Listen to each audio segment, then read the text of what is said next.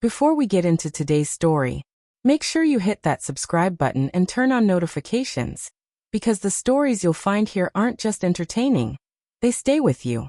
And trust me, today's story is one of those, because what starts as a normal family moment slowly turns into something far more disturbing. A story about trust, about manipulation, and about a truth so unsettling, it nearly destroyed everything. So don't skip ahead. Stay with me until the end, because every detail matters in this one. Today's story unfolds like a slow-burning psychological thriller. At first, it feels ordinary, familiar, safe. But beneath that surface, something is wrong. Very wrong. This isn't just a story about a new relationship or a blended family trying to adjust. It's about hidden intentions, quiet manipulation, and a presence that never should have been trusted in the first place. It all began on what seemed like a completely normal Tuesday afternoon. The kind of day you don't think twice about. I had just come home from school, completely drained, mentally and physically. Classes had dragged on forever, and all I wanted was to drop my bag, maybe grab something to eat, and just disappear into my room. As I pushed the front door open, it let out that same soft creak it always did. I barely noticed it. It was just part of the house, part of the routine. And inside, everything felt familiar. My dad was in the kitchen, standing by the counter, making tea. He was humming some old tune from years ago. One of those songs he always played on weekends when things used to feel whole. For a moment, I just stood there, watching him, listening. And I felt something I hadn't felt in a while. Comfort. Not happiness exactly. Not peace. But something close enough. Ever since my mom passed away 2 years ago, things had changed. Not dramatically. Not all at once. But slowly. Quietly. Like something fading. It was just me and him now. And over time, we had built a new rhythm. A routine. It wasn't perfect, but it worked. We didn't talk about everything. We didn't always say how we felt. But we understood each other. Or at least, I thought we did. That's why when he turned around that afternoon, looked straight at me, and said, "Hey, there's someone I want you to meet." I didn't think much of it. At first, I assumed maybe it was a colleague, or a friend, maybe someone from work. But there was something in his expression, a slight hesitation, a strange kind of anticipation, something different. And in that moment, without realizing it, everything in my life was about to change. Her name was Monica, and the moment she stepped into our home, something shifted. You know how sometimes you meet someone and instantly feel at ease? This wasn't that.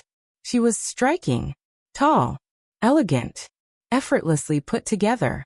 Her presence filled the room without her even trying. Her green eyes were sharp, almost too sharp. And her smile, it was perfect. Too perfect. The kind of smile that seems warm on the surface, but doesn't quite reach the eyes. At first, I told myself I was overthinking. Maybe I just wasn't used to seeing someone new in our home. Maybe I wasn't ready. But then dinner happened. We sat down like any normal evening. Plates on the table. Small talk. Nothing unusual. Until my dad casually said, "We're getting married next month." Just like that. No build-up. No explanation. Just dropped into the conversation like it was nothing. I remember freezing, my fork halfway to my mouth, my mind trying to catch up with what I had just heard. Married? Next month? I had known this woman for, 10 minutes? I didn't even know he was seeing anyone seriously. And now suddenly, she was going to be part of our family? It didn't make sense. Nothing about it felt right. Monica tried to smooth things over. She laughed softly, asked me questions, complimented me. But every word felt rehearsed. Every gesture calculated. And then there were the moments when my dad wasn't looking. The way her expression changed. Subtly. Quickly. Like a switch flipping. Her eyes would linger just a second too long. Not warm. Not caring. But observant. Studying. Measuring. And I couldn't explain it. But something inside me kept saying, "This isn't right." The wedding came fast. Too fast. It was small, quiet, almost rushed. Held in our backyard under soft lights and decorations that felt more like a performance than a celebration. People I didn't know filled the space, smiling, talking, while I stood there beside my dad, trying to act like everything was normal, trying to believe that maybe I was wrong about her. But I wasn't, because the moment she moved in, everything changed. At first, it seemed harmless. She reorganized the house, cleaned, rearranged, replaced things. She said it was to refresh the space, to start a new chapter. But that's not what it felt like. It felt like erasing. Like pieces of my mom were quietly disappearing.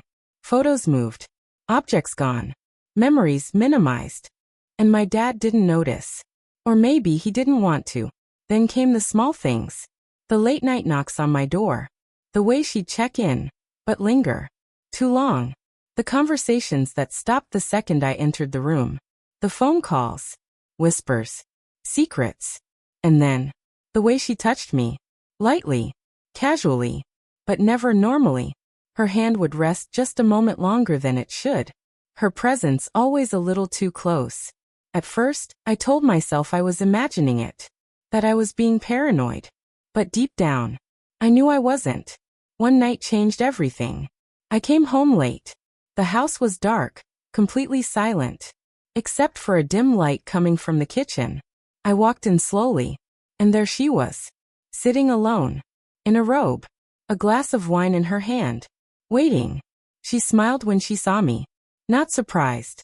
Not confused. Like she knew I'd walk in. "Can't sleep?" she asked. Her voice slow. Controlled. I tried to leave. But she stood up. Walked closer. And placed her hand on my chest. That moment, everything in me froze. I couldn't move. Couldn't think. Until the front door opened. My dad came home. And just like that, she stepped away. Smiling again. Acting like nothing had happened. After that, I stopped ignoring it. I avoided her. Stayed out late. Locked my door. But she always found ways around it. And the worst part? My dad trusted her completely. So I did the only thing I could think of. I started documenting everything. Recording. Taking pictures. Writing things down.